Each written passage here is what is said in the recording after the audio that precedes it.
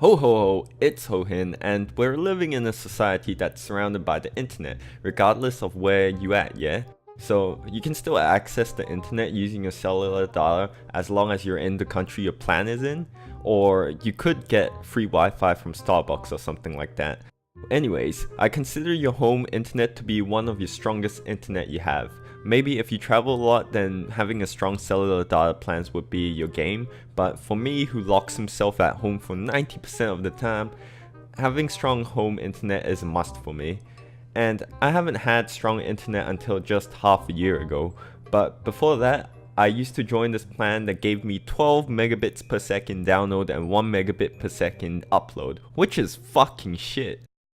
Now, some of you might say, well, you still have the internet than some other people in the world. You'd be right, except that you're also wrong in a sense. I doubt that anyone who uses the internet for most of his free time would not invest on better internet service, unless you can't convince your parents that it's compulsory for you to live your life to the fullest. Either way, for me, that speed is still slow as shit. So now let me address some of the issues of having slow internet speed. Alright, so the first issue that I'll always get, and is particularly noticeable when I'm about to travel to another country, is that when I see a movie either on the Apple Store or Google Play Store, or when I want to download a YouTube video onto my phone and watch whilst I'm on a plane, everything lags.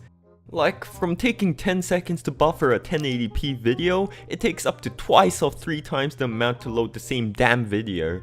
I can't stand this because I'm constantly using the internet to either play multiplayer games or watch YouTube videos, and when I just want to get some entertainment on my mobile devices so that I don't get bored on a 9-hour flight, I'll pay the consequences of being bored in advance because I'll need to sit through a few hours of waiting time for my file to finish downloading. And it's not like the file, which ranges from 100 megabytes to 500 megabytes average, would take so long to finish, right? Except when you have shit internet, it does. Downloading a file which is 127 megabytes takes just less than 40 minutes to complete, and that's just a 10-minute video on 720p, like what? I have to wait 4 times the duration of the videos just so I can watch something I like later on the flight? Well, that's fucking smart, isn't it? And don't even get me started on downloading movies. Now, having shitty internet also stands out when you're playing video games. You might be playing games on Steam such as Rainbow Six Siege, Counter-Strike, Call of Duty, or something like League of Legends, yeah? And then your Steam starts auto-updating by itself without telling you. I'm not a guy who can just split my attention away from the screen when I'm playing games, yeah? Because I'm trying to dedicate myself into winning the game.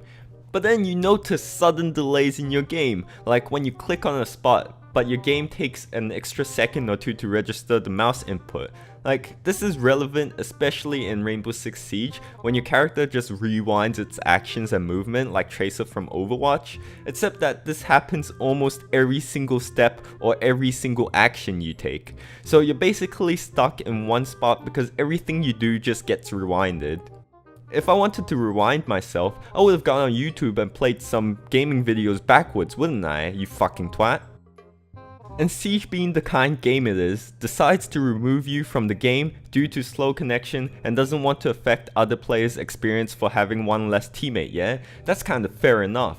But when they remove you, the text shows the exact same thing as to when a player is removed for hacking or cheating the game. Like, what the fuck, dude? Are you trying to frame me or defame me, Ubisoft? Seems like I've focused a bit too much on a specific game, so now I'll just move on to the next point. This thing that I'm going to talk about doesn't necessarily happen to everyone who has slow internet, but it's happened to me and some of my friends in the past. You know, when you get really into a game and you're playing in a competitive mode like ranked or ladder matches, you're going in for that rank, yeah? Raising your points as you get better and you can brag about it afterwards. But as you're in this really crucial moment and the last clash between the two teams decide everything, whether you lose or win, your internet decides to go, well, fuck it, let me just take a nap, and drops you out. What the fuck? Out of all times when I'm doing work, when I'm watching YouTube, or when I'm fapping, well, I guess internet dropping when I'm fapping is quite annoying, but still, Deciding to drop my internet as I'm about to win a game which will give me a substantial amount of ladder points, I ain't taking this shit, mate. Like, come the fuck on, how can you say that this is fair? Like, it doesn't happen to me only. Let's take a real life example, shall we? When I'm playing with friends on a co-op game or something, yeah? My friend's Skype will just randomly go silent. His character is still in the game and the call is still on, but after a brief moment, he just completely disappears and hangs up on Skype. Now that's another thing that fucks with you, isn't it? So when my internet's fine and functioning properly, we still have a chance of having a bad gaming experience just because we need to make sure both our internets won't just randomly die out during a session. That's just bullshit. Now, this third one is the most frustrating, not on a technical level though. This thing has nothing to do with technical difficulties. So you've heard about my internet slowing down a lot and suddenly dropping me out, yeah? Whenever I have these kinds of issues for a while, I tend to go onto Google and search up some solutions. But then I see shit like this. Like, are you fucking serious? Is 200 megabits per second enough for playing games on a console? You monkey! Are you seriously asking that question, or are you just being a full-on dickhead here? I understand that some people might not know much about these things, and it's completely comprehensible that questions will arise surrounding these topics, but why would you not do research first instead of posting on a forum? Like, have you seen the average internet speed from your country and compared it with what you're going to have? Not only are you asking a question which people who know their shit will find obvious, but you're also making yourself look like an asshole, like seriously. Research online first before asking, or don't even ask. Consider being a decent human fucking being, okay?